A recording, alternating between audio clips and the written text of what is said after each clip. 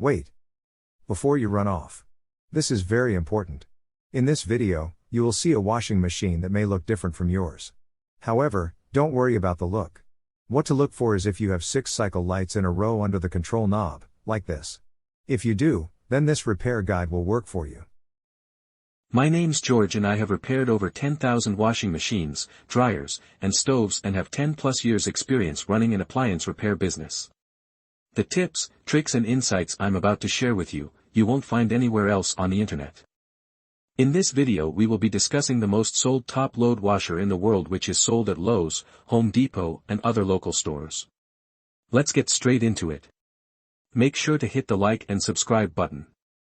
Vertical modular washers, VMWs, are the cheapest and most sold washers worldwide. They are manufactured by Whirlpool and packaged with different brand names such as Maytag, Roper, Kenmore, Amana, Crosley and many more. VMWs have a secret diagnostic mode that can tell you what's wrong with them. This diagnostic mode makes anyone and everyone an instant washer repair pro. I will show you exactly what to do to get the washer to diagnose itself and tell you the issue. VMWs come in all different shapes, sizes, and brands. They have a life expectancy of 3 to 5 years. All new appliances are only lasting 3 to 5 years. VMWs are the new washing machine prototype. The old-style washer can no longer be bought new. You will find tons of these machines without agitators.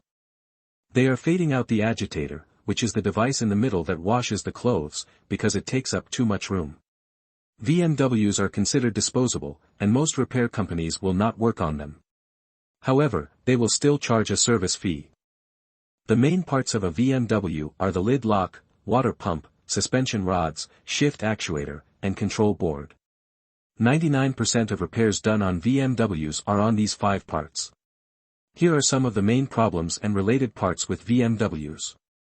Won't drain, water pump, won't turn on, control board. No spin, shift actuator, won't open, lid lock, banging or shaking, suspension rods. In my expert opinion, VMWs are pieces of junk. Most have no agitator, are poorly made, and have an annoying lid lock. Their life expectancy has gone down to 3 to 5 years from 30 to 40 years. While their price continues to go up. If you are considering buying a new washer, I would advise you to purchase the vertical modular washer and the 5-year warranty add-on. I guarantee you will wish you did if you don't. There are many other washing machines on the market, but they are a waste of money. They don't last any longer than the VMWs, and cost more because of the functions it comes with, not because it's a tougher, longer-lasting appliance. I hope this information has helped you in the right direction. Make sure to hit the like and subscribe button. Entering recalibration mode. With the washer shut off and the basket empty, no water or clothes inside, and with the lid shut, enter the recalibration cycle. Here's how. Turn the control dial 1 complete rotation, 360 degrees, counterclockwise. Stopping with it facing straight up. Quickly, within about 6 seconds, turn the control dial 3 clicks clockwise, 1 click back, and 1 click more clockwise. All the green status lights blink when you successfully activate the diagnostic mode. If the status lights don't blink, try again, this time turning the knob faster or slower. In the diagnostic mode, with all lights flashing, select the calibration cycle by turning the control dial 4 clicks clockwise or 4 clicks right. When you're on correct setting, the rinse light turns on, then you simply press start. And then it begins the calibration cycle, which runs for 2 to 3 minutes as it checks all the cycles and functions on your machine. When the calibration cycle ends, if all goes well, the lid unlocks and the washer shuts off.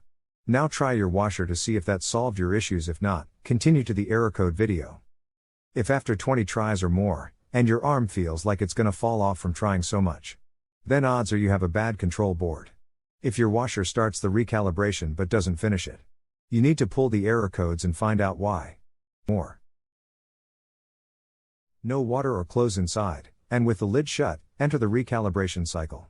Here's how. Turn the control dial 1 complete rotation, 360 degrees, counterclockwise. Stopping with it facing straight up. Quickly, within about 6 seconds, turn the control dial 3 clicks clockwise, 1 click back, and 1 click more clockwise. All the green status lights blink when you successfully activate the diagnostic mode. If the status lights don't blink, try again, this time turning the knob faster or slower. Now, we need to retrieve the codes. Follow these steps to display the error code lights. Step 2, turn the control dial 1 click clockwise, then press the start button. Now you are reading the error codes. From here, turn the control dial 1 click clockwise to display the first saved error code. Just the sensing light flashes if no error code was recorded. If this is happening to you but there is still an issue, then you will need to watch our other video. The control displays up to 4 error codes. Step 3, read the error codes. Error codes for the VMW washers have 2 parts.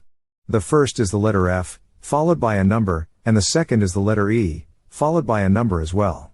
Which lights are illuminated indicate the numbers. The sensing light on indicates the letter F. The sensing light off indicates E. The wash light equals 8. Rinse equals 4.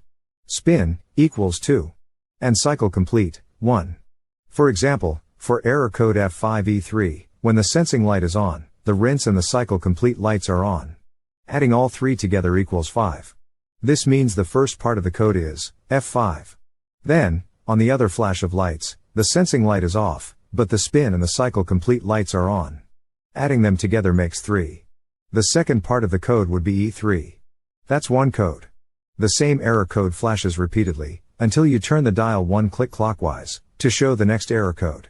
Turn the dial again and see if you have any other codes. If there is no more codes, then you're done. To exit diagnostic mode, turn the washer off.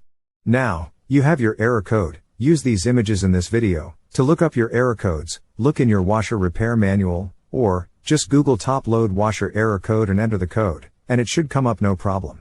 Now you know the problem and what's causing your washer to not work. Now it's time to find the parts needed fast and cheap. Watch our next video for the quick tutorial on how to do this.